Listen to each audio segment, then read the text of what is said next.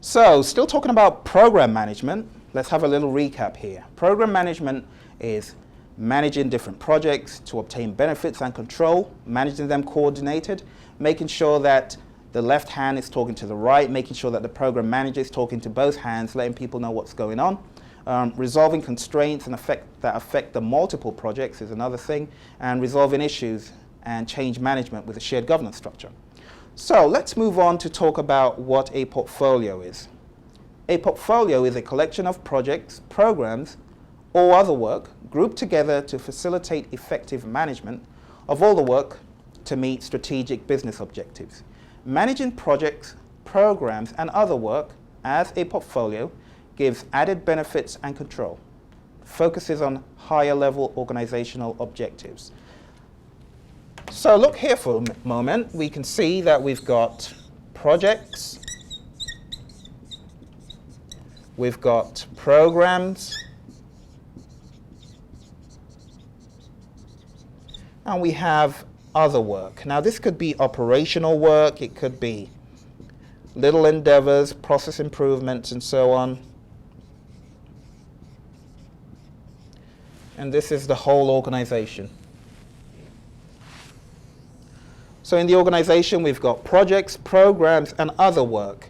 Now what portfolio management does, these projects, even though you've got one block here, remember you've got lots of tiny little projects in there, right, referring to projects.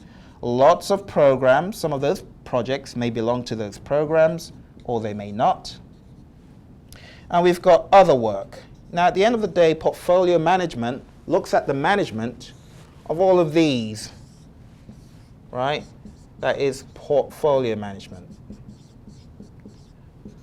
Your portfolio management is going to look at how the projects are performing, how the programs are performing, and all the other work, and how that is contributing to the high-level organizational objectives. So we talk about organizational objectives.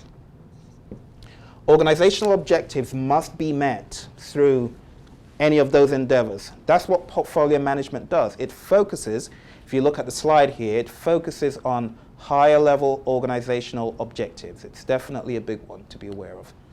Now, portfolio management is the centralized management of one or more portfolios to meet strategic business objectives. So, say in an organization we had several portfolios like this being managed. We could have like 10 of these being managed, and it really depends on how the organization wants to break down its portfolios.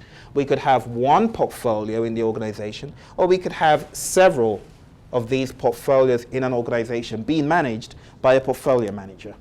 So portfolio management is the centralized management of one or more portfolios to meet the strategic business objectives of the organization. So let's have a little overview here, comparative overview of projects, programs, and portfolios. The key thing I want you to glean from here is that the level of responsibility of the project manager, program manager, and portfolio manager is kind of gradual. It's kind of like going up. You've got projects, you've got relatively smaller scope, then you've got a larger scope for programs, and you've got really huge scope for portfolios. And portfolio managers have to be managing so many different aspects, looking from the top down.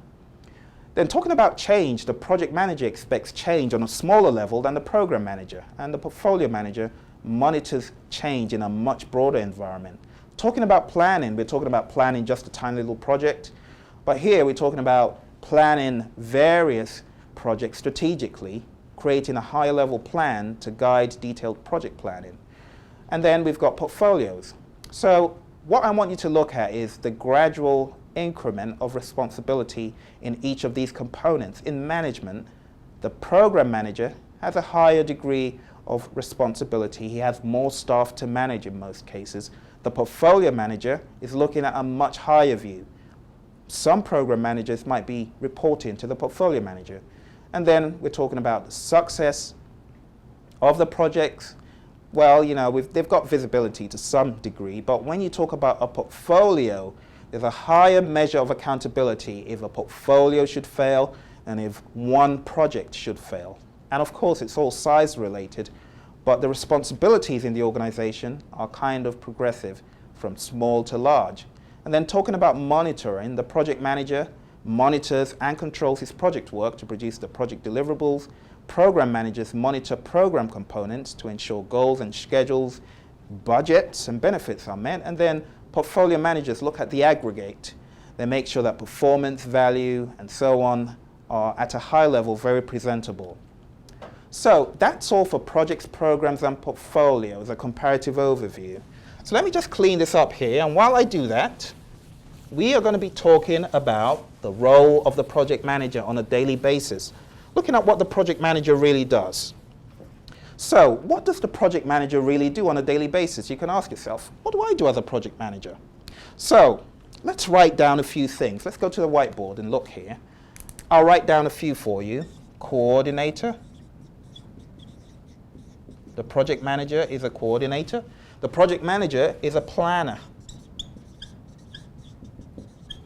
The project manager could be a business professional.